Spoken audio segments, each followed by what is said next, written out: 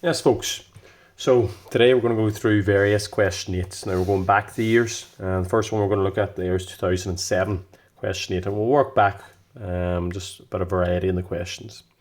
So the first thing, study the reaction scheme and answer the questions which follow. Name the homologous series to which A belongs. Now what I would always encourage you to do is draw out each of these compounds. So at the top it says C2H4. Goes to C2H5OH. Goes to CH3CHO. So draw each of those out. There's my C2H4. From this I can see it's an alkene.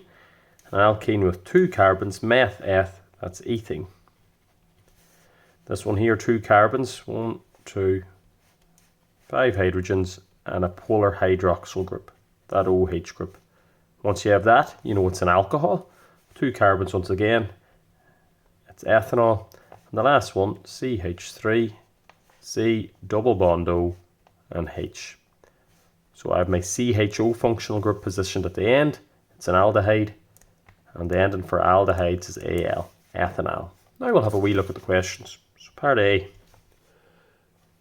Name the homologous series to which A belongs. So A was this. We said this was A, B, and C. A is an alkene. So the homologous series to which A belongs is an alkene. C belongs, it's an aldehyde, ethanol.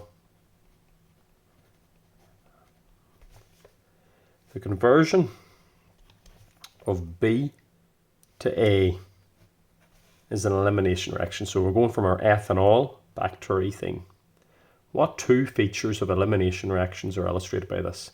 So what we notice there, what have we lost? Sometimes they tell you what bonds are broken, what bonds are formed. So they did ask me that, what have we formed? We formed a double bond. This is just a sly way or another way of asking it. We formed a double bond. And what bonds have we broken? We've broken an OH bond and we've broken a CH bond and a COH bond, I suppose I could say there. So what features of an elimination reaction have we got there? We've got a loss of water, or H2O. It's eliminated the water. And we also have changed here from a tetrahedral or 2 tetrahedral carbons to planar carbons. Or from a saturated to an unsaturated compound.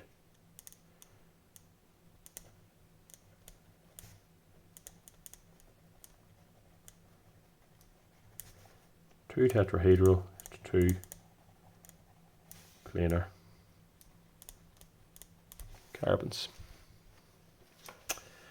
Name the reagent and the catalyst required to convert C to B. So C to B, we're going this way. We're going from my aldehyde back to my alcohol. Now when I'm thinking of that, I'm thinking there of my PAC, PAC. Now when I'm going this direction, it's my primary alcohol to my aldehyde to my carboxylic acid. No, we're not thinking of that, PAC, because we don't have a carboxylic acid there at the end. Oh no, we are right, sorry. PAC. We're going these first 2, P and A, primary alcohol to my aldehyde. Now we're going the reverse of this. If we go in this direction from my primary alcohol to my aldehyde, that's oxidation. So that's my acidified KMNO4. But we're actually going back the way. That's what was getting me confused. From my aldehyde back to my primary alcohol. So that's reduction. And anytime we're being reduced, we're adding hydrogen using a nickel catalyst. So if you look at that there, there's an addition of another H2. There's 4 hydrogens there. There's 1, 2, 3, 4, 5, 6. There's 6 hydrogens there. So name the reagent and the catalyst. The clues in the question, the reagent and the catalyst. So your reagent is hydrogen and your catalyst is a nickel catalyst, your transition metal. Draw the full structural formulas for B and C. Now we've already done it, but we better do it again. So B, which is my ethanol. Now sometimes it says show all bonds. So they like seeing that OH bond there going on. And then my C, which is my ethanol. Keeping your work nicely spaced. Don't make the examiner go looking for it. Indicate any carbon atoms in either structure that is a planar geometry. So planar geometry, we're thinking of a double bond or a triple bond. So there, my carbonyl group. I've got my double bond there. There's my planar carbon. And list the bonds broken in B and the bond made in C in the synthesis from C to B. Oh man, the reading of this. So broken and formed. Right. So list the bonds broken in B and the bond made in C and the synthesis of C from B. So we're going in the direction B to C. Synthesis of C. So you're making C from B. So the bond broken in B. What have we broke here? We've broke an OH bond, or hydroxyl group, and we've broken a CH bond. So broken an OH bond and a CH bond. And then the bond formed, if you look at these pictures here, the bond formed here is your C double bond O, your carbonyl group. So when you have the structural formulas, it makes life so much easier. Next one, I'll move over here, high-tech stuff here. Back to the foam roller. After carrying out the lab synthesis of B to C, so of B to C, so making my ethanol, how do you test the product to confirm the formation? So this is the way of them asking you the ease of oxidation of aldehydes. Now there was a few there. There was Fehling's reagent, there was Tollin's reagent, there was acidified KMNO4. Now I'm a big fan of using that Fehling's reagent. Now when you're using any of those for your ease of oxidation of aldehydes compared to ketones, you've got to heat it. So heat.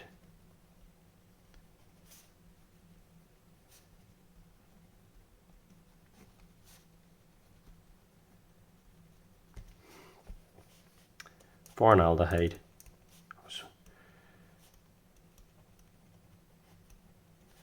Color changes from blue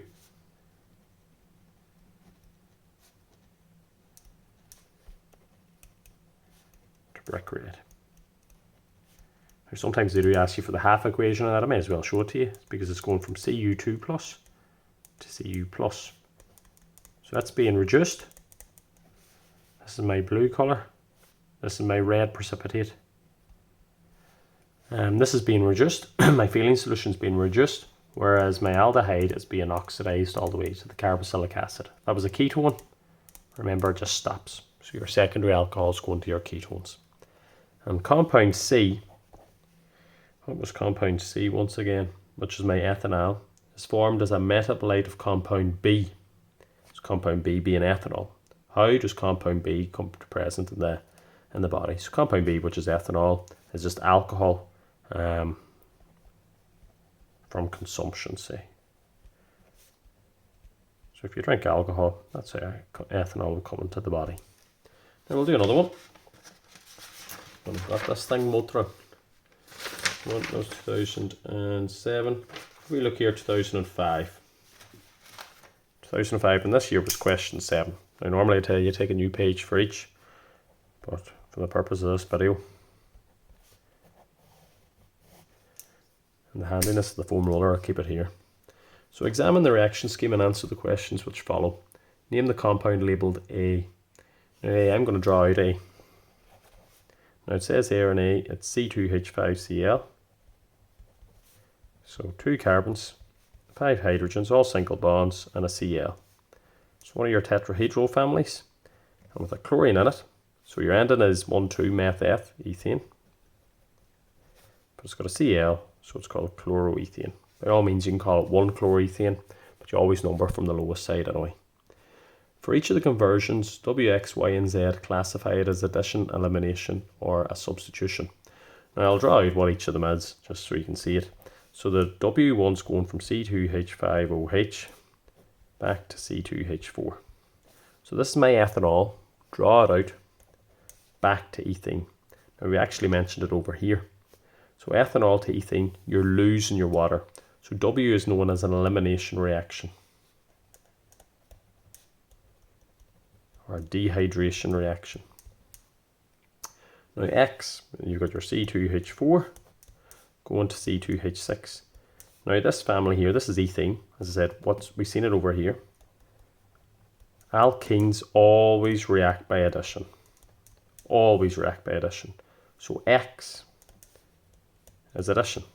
All alkenes, it's addition. Don't overcomplicate it. It's got that electron-rich double bond. Y, once again, you're going C2H4 to C2H5Cl. So this is an alkene once again. Alkenes always react by addition. Don't overcomplicate it. That electron-rich double bond, that ionic addition mechanism. The bridged intermediate, that one. And then your last one there, your Z, you've got C2H6. If you draw that out, you get ethene, an alkene. Your 3 S's, single bonds, saturated. And the last one there is substitution. So all alkenes react by substitution. All alkenes. So all alkenes, ENE, reacts by addition. All alkenes is substitution. So W is elimination, X and Y is addition, and Z, there is substitution.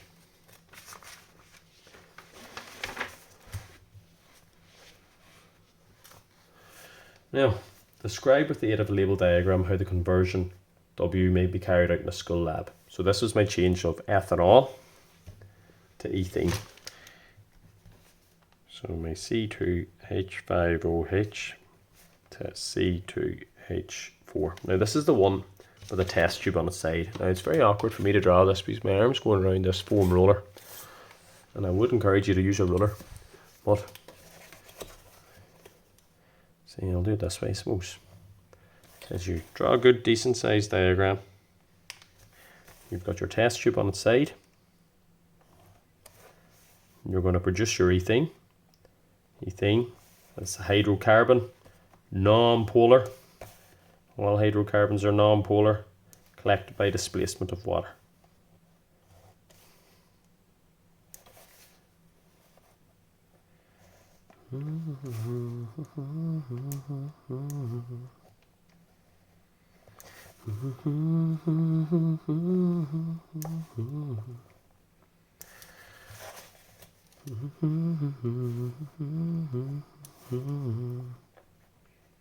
I always put in the graduations there just for that one, the rate of the reaction, to measure the rate.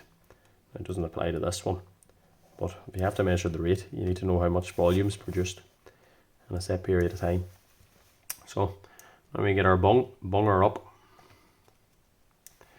get your dehydrating agent, your Al2O3, and your glass wool soaked in ethanol. I suppose you'll need a heat source there. Your heat source, Bunsen burner. Your trough full of water. Your graduate cylinder full of water initially, and then your ethene is going to be collected. So your ethene, C2H4, is going to be collected up there. There's your water, your beehive shelf, your Bunsen, your dehydrating agent, which is your aluminium, Al2O3, aluminium oxide, and then you've got your glass wool soaked in ethanol.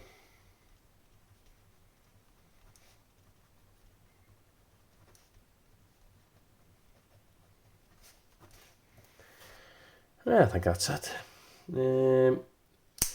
Carried out and how a sample may be collected.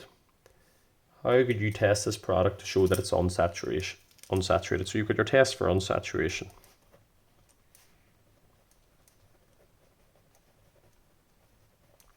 So your test for unsaturation, you shake your ethene, C2H4, with bromine water. Remember, because it's an addition reaction, you get your 1,2-dibromoethane. there's going to be a colour change. Bromine is orange, and then your 1,2-dibromoethane goes colourless. So for an unsaturated compound, it's a test for unsaturation, i.e. those that have a double or a triple bond. A colour change occurs.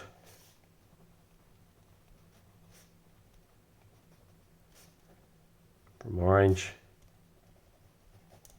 to colourless. If there's a saturated compound, it just simply stays orange because they cannot add across the bond.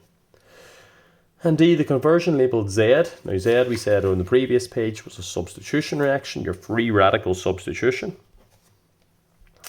It says that actually a free radical mechanism. State 3 pieces of clear evidence which support the mechanism. Now you take your time on that, 15 marks, you're chatting 4%. Now the key thing in this, it cannot be carried out in the dark.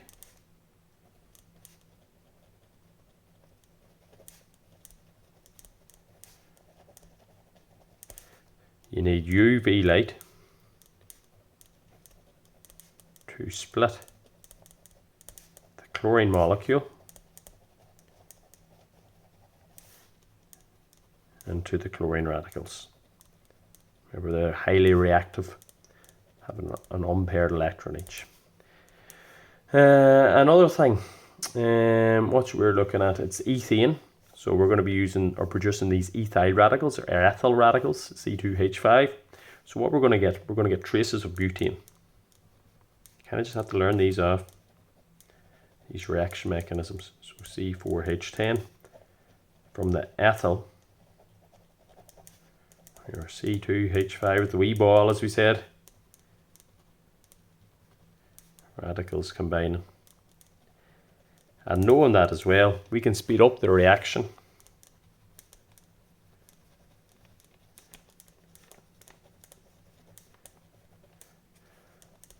through the addition